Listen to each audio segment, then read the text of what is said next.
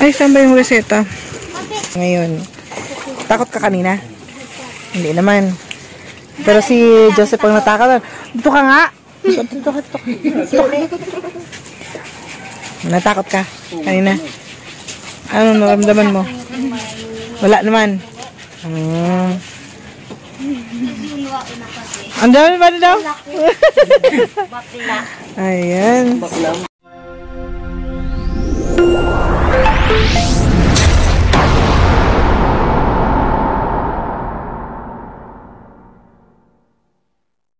So ayan nga po, bumalik po ako dito sa bunga para ihatid po yung gamot, yung vitamins na resita po ng doktor. At syempre, hindi na po natin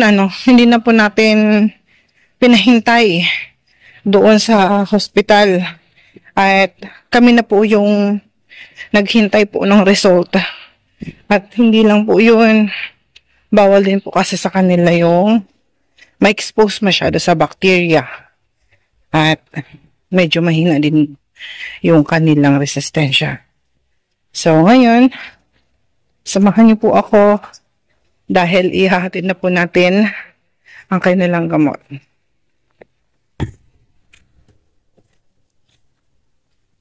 So yun, medyo malapit na tayo. Hiningal na ako. Ay, ang taba, ching ko na kasi. Ayun, so dito na tayo. Here we go. Ate Bea! Ate Bea!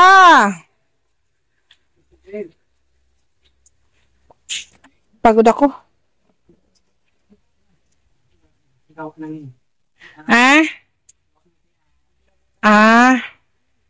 O, ate, ito na ang iyong gamot. Ayan. Ate Bea, halika dito, Ate Bea. Pero itong tay, kulang pa yung isa tay. Wala pa yung wala dun. So naghanap pa ako. Ito sa drugstore to nabili ko. Sa drugstore po ito nabili ko. Tapos hindi ko lang na-videohan na yung kasi sinita ako. Bawal daw mag-video. Ayan, so ito yung po yung isa. At kulang po yan na isa pa. Ayan lang po yung nabili ko. Folic acid at saka itong vitamin B complex. Pero may na po sila, vitamin C. So, ayan, kuya, ito sa'yo. Tigil sa kanyang dalawa. Parehas po sila ng gamot. Ayan. Umaga yan, umaga. Apo. Bago kumain. Apo.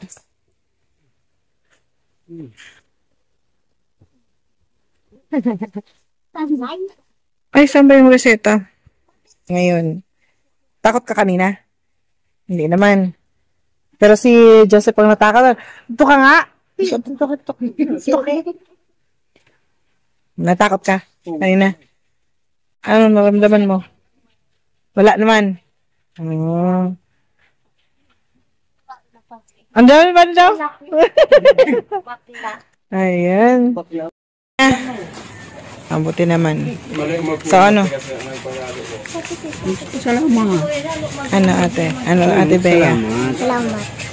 Ano pa? Ayan, sabihin mo kay Miss Yang. Maraming salamat po, Miss Yang. Maraming salamat, Miss Yang. Nahiya po, Miss Yang. Nahiya. Si Ate Bea. Ayan. So, vitamins daw mag-vitamins ha. Kada, once a day. Ate Bea, once a day yun ha. Pati ascorbic acid ha. Inumin mo. Tapos, ang sabi ni doktor, kain ng gulay. Malunggay. Ate, narinig mo naman. Sinabi ni Doc, malunggay. Ano pa? Saging. Saging. Wag lang saba. Tapos ano pa? Basta pag naman, magbalik naman kami dito para na halimbawa pag magbili ako ng saging. Okay? Ano Ate Bea?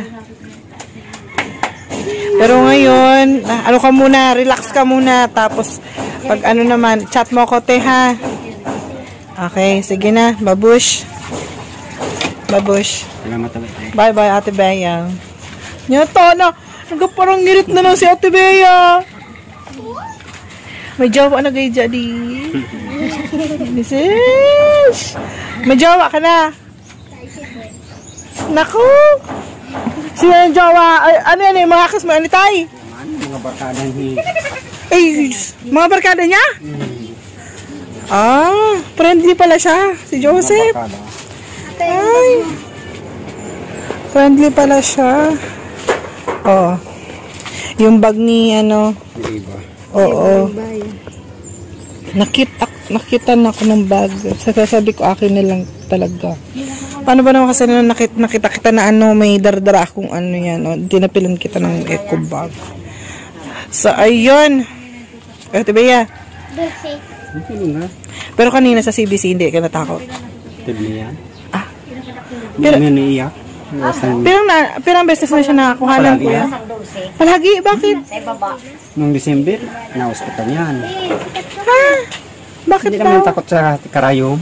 Bakit daw na-hospital siya? Yun, nayo. Bakit siya na-hospital? Sakit ng kulang sa dugo. Ah, sakitin pala siya. Nag-urubag yung Nagamanas. nagamanas yung paa. Ate Bea, sabi ko ha. Yung isa, di na hospital, ngayon lang. Natulukan ka. Ano ba katay kanina? Sabi. Natulukan ka. Tsura! Natulukan. Takot Takot yan sa rabbit. Tsura niya kanina, tapos nainamuti na siya kanina. So, iling pa rin niya, hindi niya siya maka, ano eh, kung unong sa isip-isip niya siguro. Oo nga, hindi niya siya mapakali. Sa isip-isip niya siguro, ano kaya kukuhanin sa kanila ni doktor? Ngayon lang yan. Grabe siya. Ngayon lang tinulukan. Oh? First time. First time. Ni Joseph. Tinulukan siyang rabbit. Tapos, ano sabi niya tayo kanina nung kinuhanan ng dugo? Hindi man siya nagreklamo na. Masakit. Hindi. Kagat ng langgap. Hindi siya nasaktan. Lalaki. Ay, lalaki. Tignan mo yung mga barkada mo, oh. Dami. Oh. Friendly pala si Kuya Joseph. May cellphone yan. Ha? May cellphone yan. Joseph. So, ibig sabihin may jowa ka. Uy! Naka po. Ibig sabihin, pag may cellphone, may jowa. Ano? Tapos yung mga barkada niya, anong grade na to tayo? High school to. Ah. Yung isang grade 6. Kaklase ng Bea. Ka-classmate ni Bea. Saan siya? Ba't ka na nagtatago? Ayan. Friendly pala si Kuya Joseph eh. Joseph. Ano? Pata. Ayun, yung anak ko. Ay, anak mo tayo?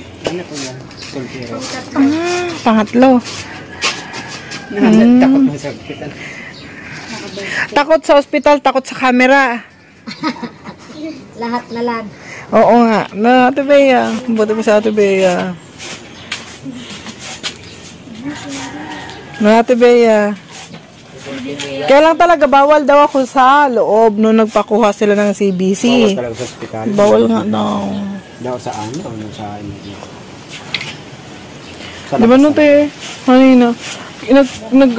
Kaya nga, nagtatago lang ako na magkuha ng video para sa sponsor. Kumukuha lang talaga ako. Sa Zoom kaya, bawal. Private. Maski sa ano, kabawal. Kahit saan naman tayo. Kahit sa public na hospital, bawal yan. Bawal nga daw. Ba't kaya bawal. Pero sa mga yan eh, hindi Ayaw naman nila makita yung mga alaman niya nilang ginagawa. Kaya nga eh. Kung may alaman niya silang ginagawa. Kaya nga eh. Limon mo. Ano, Ate Bea, ha? Vitamins araw-araw. Kumain ng gulay. Ano? Hindi mo nagsabi ng doktor na yung sigla natin. Kailangan daw yung tay. Yun ang sinabi ni doktora. Hindi mo binigyan ng resita sa... Hindi man. Kailangan talaga tayo mapainom daw yun ng pampurga. Bayan, magbibili kita ng Combantril. Yung sa... Hindi ba yun sa gamot? Hindi yung Gamot yun tayo. capsule? Hindi. Pwede man, magbili ako. Ay, kailangan Ayaw mo 13 years old, bawal na. Bawal na ng syrup. Oh, may resita yan. Binigyan nga ng doktor ng syrup. Ha? Mahal. Nabing 400. Kung binamili. Oo nga. Oo, ano te? Hindi, tay. Ako magpapainom sa kanya, tay. Ah. Ano? Wala kang malalasahan na pait, wala kang malalasahan na ano yan, kundi matamis. Ano, te, Bea? Mali ka nyo mga picture sa Oo nga. Ako magpapainom sa'yo, te, Bea. Kailangan mo yun. Sinabi ng doktor. Alam, pag hindi ka nag-inom ng ganon, lalabas yung dito sa ilong mo, sa mata mo, sa tenga mo. Lahat. Ate, narigos?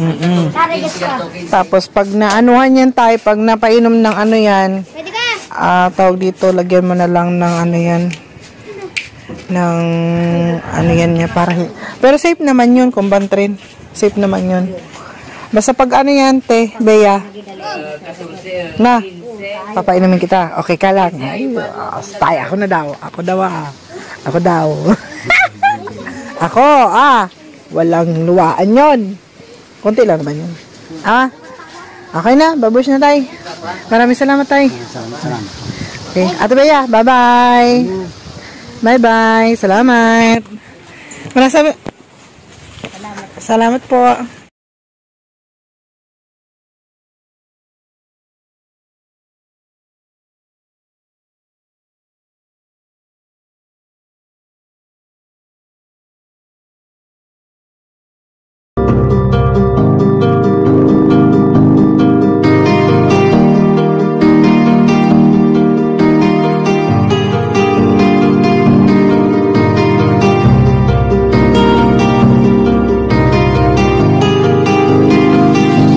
Sa inyo, lagi nandyan siya at mag-aabot ng pag-asa. Kahit gano'ng kahirap, kakayanin para lang makapagpasaya ng kanyang pababayan na lubos na nangangailangan. May kalingap po kayong kaibigan at palagi niyong masasandalan. Minsan di nagdalawang isip na tumulong. Kung kinakailangan nandyan siya at hindi umuurong. Basta para sa inyo kahit maputik ang daan. Hindi niya alintana para lang makapaglaan. Makapagpasaya ng mga taong nalulumbay. Nandyan siya at magbibigay ng kulay. May kalinga po kayong masasandalan at kayo ay tutulungan. Kaya huwag kang mag-aalala, meron kayong masasandalan. Siya si Kalinga. Para sa inyo, lagi nandyan siya at mag-aabot ng pag-asa. Kahit gano'ng kahirap, kakayanin para lang makapagpasaya ng kanyang pababayan na lubos na nangangailangan. May kalinga po kayong kaibigan at palagi niyong nasasandalan. Isa ka sa ginawang instrumento ng ating Panginoon upang tumulong sa mga taong nangangailangan. Di ka napagod at di mo sila sinukuhan. Salamat sa lahat ng sakripisyo